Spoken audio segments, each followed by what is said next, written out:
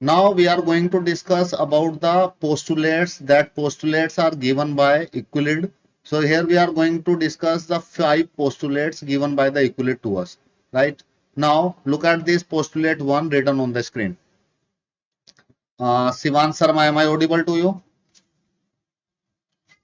Yes, sir. Shivan से postulate 1 जरा read करना यहाँ तक पोस्टुलेट तक, हाँ फॉलो तक, Okay, sir. इसको कंप्लीट रीड कर दीजिए, कंप्लीट रीड कर दीजिए एक बार. Okay, sir. Euclid's 5 postulates. Postulate 1. A straight line may be drawn from any one point to any other point. Note that this postulate tells us that at least one straight line passes through two distinct points, but it does not say that there cannot be more than one such line. However, in his work, Euclid has frequently assumed without mentioning that there is a unique line joining two distinct points. We state this result in the form of an axiom as follows. Axiom 5.1.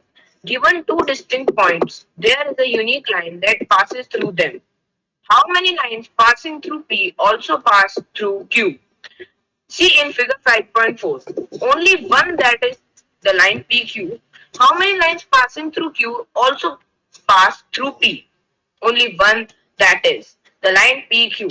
Thus the statement above is self-evident and so is taken as an axiom.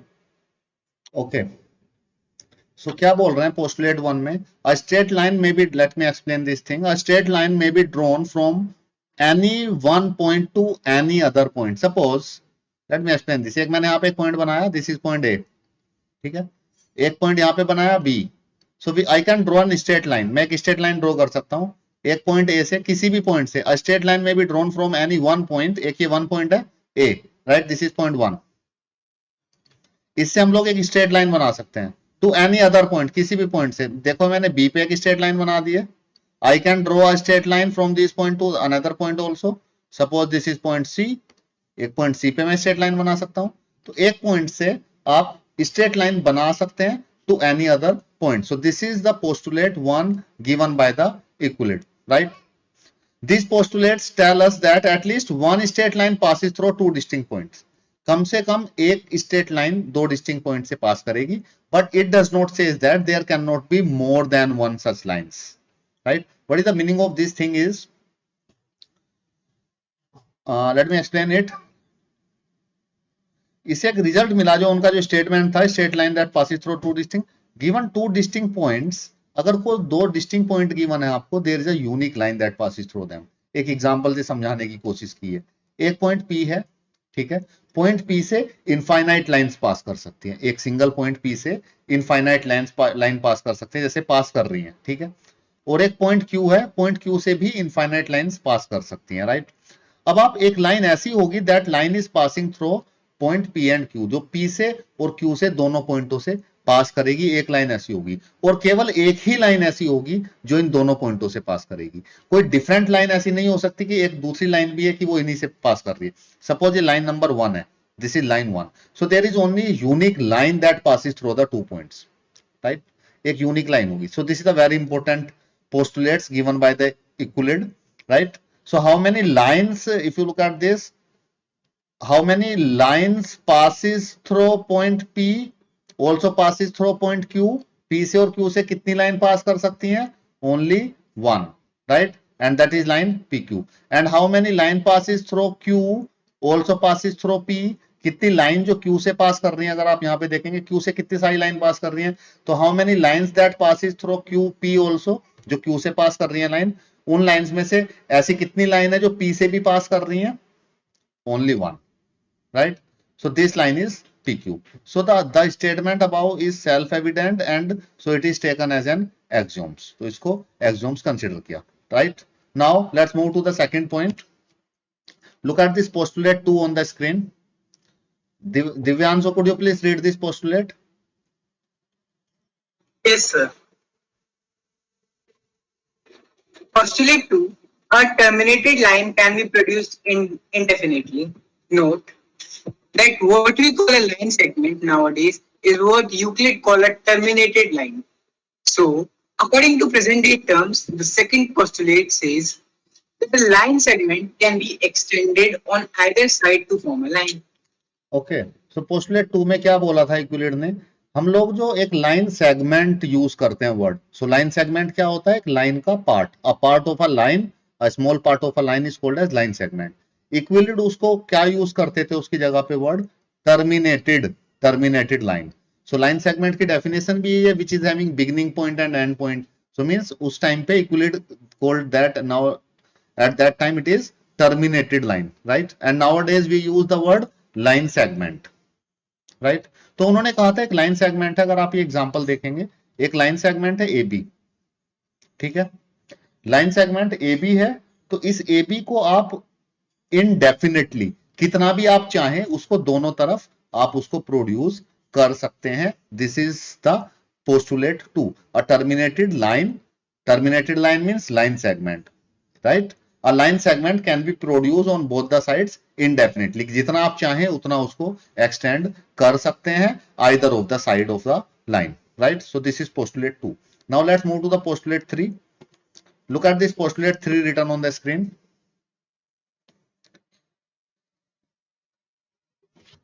A circle, in this postulate 3, a circle can be drawn with any center and any radius.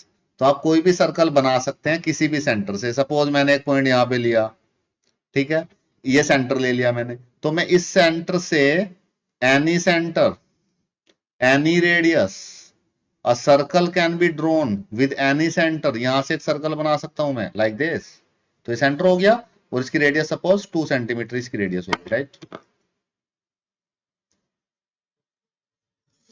ऐसे मैं कोई दूसरा circle भी draw कर सकता हूं, यहां पे सेंटर ले लिया एनी सेंटर और इसकी रेडियस 3 सेंटीमीटर, सर्कल नहीं लग रहे हैं देखने में, suppose it is a circle, circle नहीं बना पा रहा हूं मैं exact, okay, so I think this postulate is clear to you. Now let's move to the postulate 4, all right angles are equal to one another. ये तो सबको ही पता है, राइट एंगल क्या होते हैं, right angle which is equal to 90 degree, suppose एक 90 degree का एंगल है, suppose these are the two line segments and suppose these are also the two line segments like this,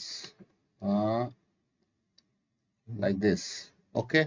So if this is a right angle, इनके बीच में अगर right angle बन रहा है, ये right angle है, ठीक है, and these two line segment also making a right angle, इनके बीच में भी right angle बन रहा है, तो ये तो बड़ी सिंपल सी बात है, वो इक्वल तो होंगे ही। तो यूक्लिड ने बताया all right angles are equal to one another, right angle equal होंगे एक दूसरे से, क्यों होंगे, क्योंकि राइट एंगल ये भी 90 डिग्री होगा और ये भी 90 डिग्री होगा, so all right angles are equal to one another, right? Now let's move to the next postulate, the fifth postulate, very important postulate given by the Euclid. Look at this fifth postulate on your screen.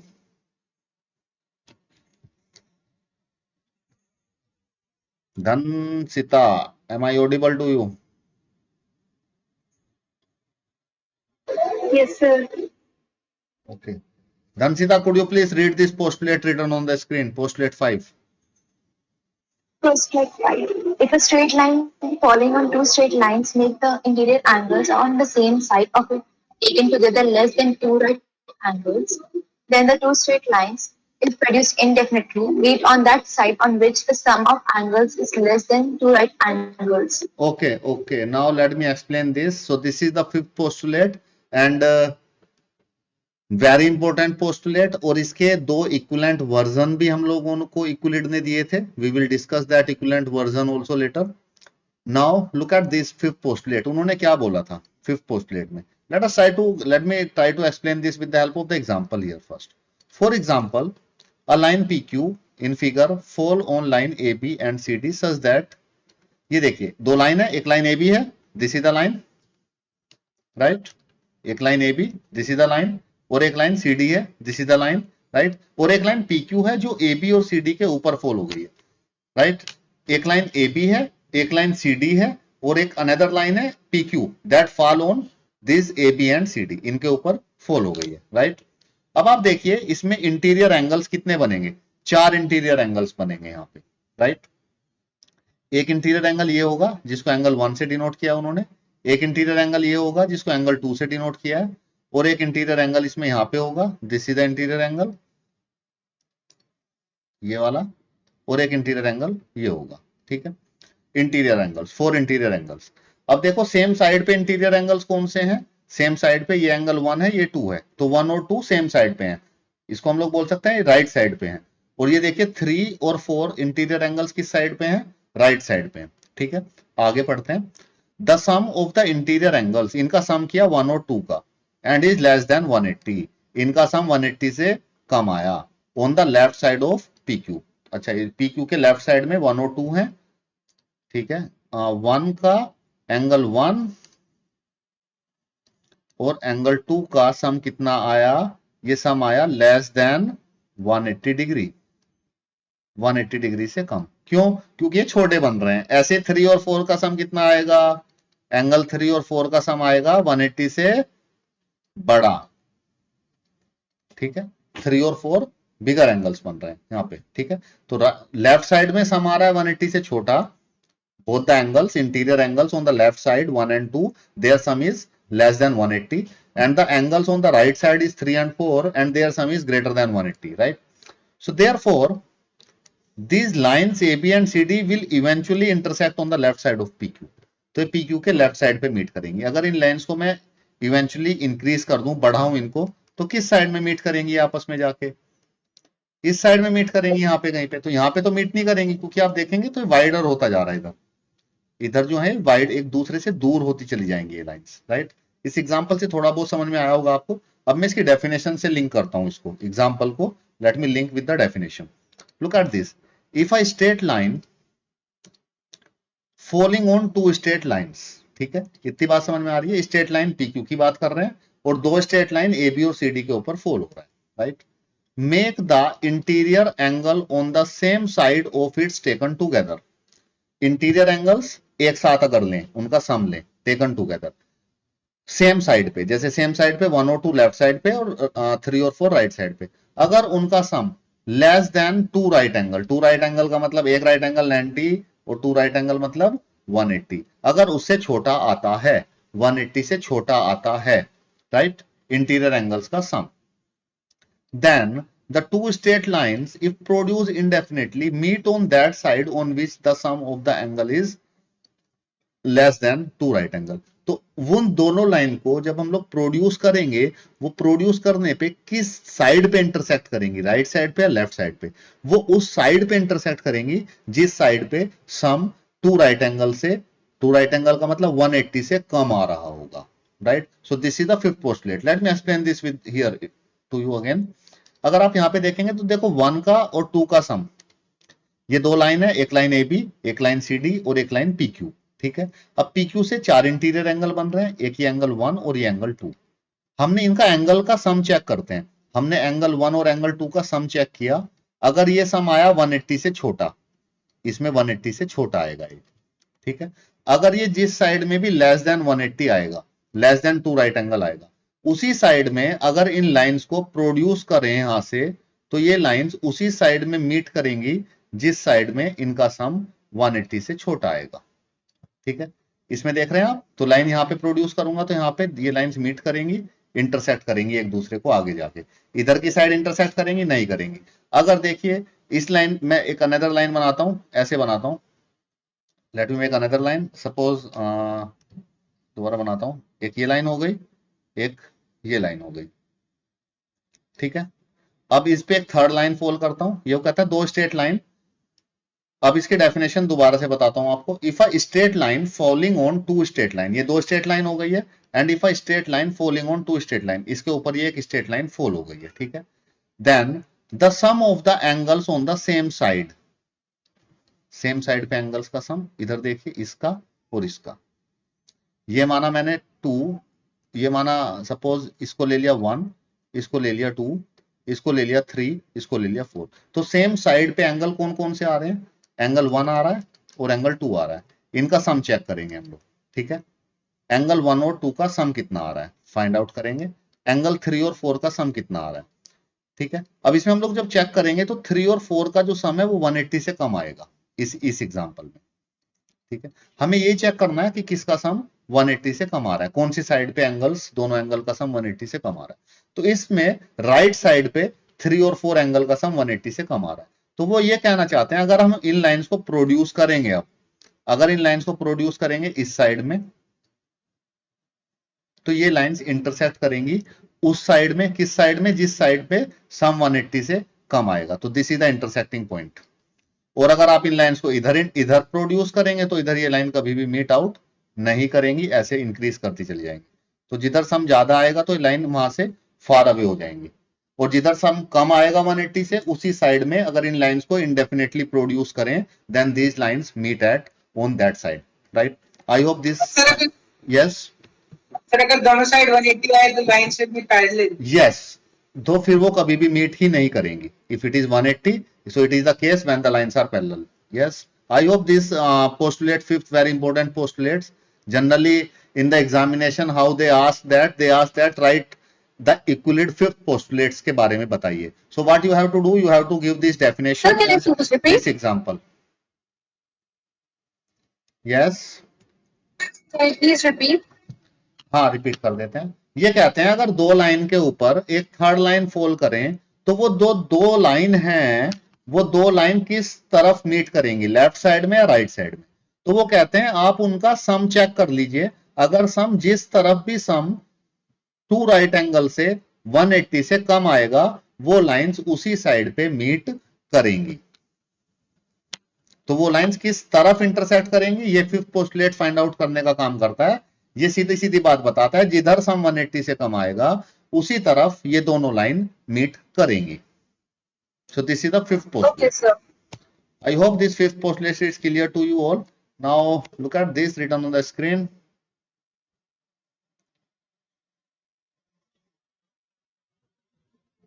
Mahia, could you please read this written on the screen? A brief look at 5 postulates brings to your notice that postulate 5 is far more complex than other postulates. On another hand, postulate 1 to 4 are so simple and obvious that these are taken as self-evident truth. However, it's not possible to prove them. So these statements are accepted without proof. See Appendix 1 because it is complex. Because of its complexity, fifth postulate will be given more attention in the next section. Okay. So ये बताना चाहिए, यहाँ पे इन्होंने बताया कि जो first से फोर्थ पोस्टुलेट थे वो बहुत इजी थे, सिंपल थे, बहुत ओब्वियस से पोस्टुलेट थे, सेल्फ एविडेंट ट्रूथ थे, वो statement are accepted without any proof, बिना किसी प्रूफ के उन स्टेटमेंट्स को एक्सेप्ट किया जा सकता है। लेकिन उन्होंने बताया फिफ्थ पोस्टुलेट थोड़ा सा कॉम्प्लेक्स है, और फिफ्थ पोस्टुलेट्स के नेक्स्ट सेक्शन में हम लोग we will discuss about the next section में जो बात कर रहे हैं, we will discuss about the equivalent version of this fifth postulates, right. Divyanka, could you please read this? Yes, sir.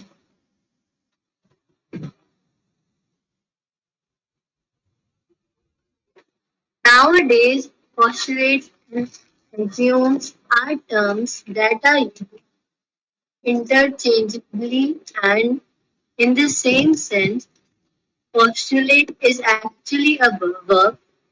When we say let us postulate, we mean let us make some statement based on the observed phenomenon in the universe. Its truth validity is checked afterwards. If it's true, then it is accepted as postulate. Okay. So इसमें बताना चाह रहे हैं कि postulate और axioms दोनों word nowadays used interchangeably, एक दूसरे की प्लेस पे यूज होते रहते हैं and in the same sense, right? Postulates basically actually is a verb. So when we say let us postulate, so we means let us make some statement based on the observed phenomena in the universe. तो universe में किसी phenomena को observe करके एक statement हम लोग बना देते हैं, और उसकी ट्रूथ, उसकी वैलिडिटी हम लोग बाद में चेक करते हैं। अगर उसकी वैलिडिटी या उसका वो ट्रूथ आ रहा है तो हम लोग उसको एज अ पोस्टुलेट एक्सेप्ट कर लेते हैं, right. Now look at this written on the screen here. Divyanshu, could you please read this? Yes, sir. A system of axioms is called consistent. See Appendix 1. If it is impossible to deduce from these axioms a statement that contradicts any of axiom or previously proved statement. So, when any system of axioms is given, it needs to be ensured that the system is consistent. So basically system of axioms को is called consistent.